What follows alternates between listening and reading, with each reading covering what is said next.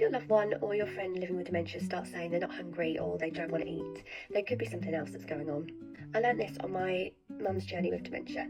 So just for a bit of context, my mum lived with dementia for 16 years. My dad's currently on his vascular dementia journey, and I run a small non-profit that provides dementia day services for people living with dementia in the community. So I've experienced this both personally and professionally. So there was a point in mum's journey where I'd pop the food down in front of her, she'd pick up a knife and fork, and then just say, "I'm not hungry." And I knew this wasn't the case because I'd been aware of what she'd eaten that day, and her appetite was quite healthy at that point. But this continued, and at first I did believe her. I thought maybe she just doesn't want the food. So we became worried and went to the doctor, and they were prescribed her with the 40-sip drinks, which are given to people that are not having enough nutrition in their diet.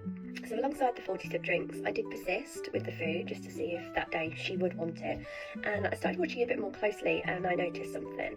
She'd pick up a cutlery and then put it back down and then say, "I'm not hungry." And I thought, wonder if it's the cutlery. So if you think about what eating a meal actually involves, you pick up your knife and then pick up your fork, hold them correctly, cut the food, get it onto the fork, bring it to your mouth, and then repeat and repeat.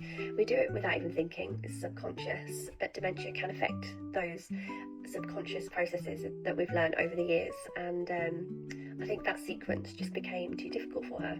So if someone you love starts losing interest in food, here's some things you can try.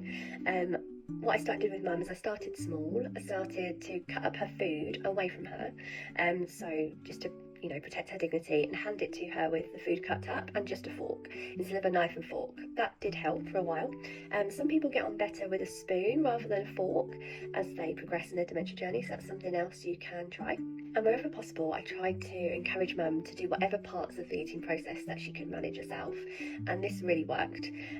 It's not about eating perfectly, it's about preserving independence, dignity, and we actually then move forward into finger foods, which was a lot easier for mum. So finger foods doesn't automatically mean it has to be unhealthy. So a few things that we tried were like sandwiches, omelette pieces, pieces of fish, like fish fingers, pieces of chicken, potato wedges, things like broccoli florets, green beans, cheese, toast fingers, berries, soft fruit, just things that they're able to just pick up without feeling like they shouldn't. So if I put a lasagna in front of my mum, she wouldn't automatically try and use her hands. Well, some people do, and if they do, then that's great, as long as the food is being consumed. But yeah, just think outside the box and think about things they can pick up simply just to help them with that process. Another thing I've learned is little and often sometimes works better. A big plate of food can sometimes be a little bit overwhelming, I've noticed. So yeah, just small portions with the bits I've just suggested, maybe cutting out before placing it in front of somebody, that might help. One important thing to mention is that if somebody is experiencing difficulties with eating, it doesn't automatically mean that it is a dementia. So always get it checked out just in case it is a dental problem or another illness or even swallowing difficulties. But if you are caring with someone with dementia and they are saying they're not hungry or they don't want to eat, just watch them for a moment. You might notice that they're trying to explain the problem in the best way that they can, and they may actually still want the food. They just might need us to make the process a little bit easier for them.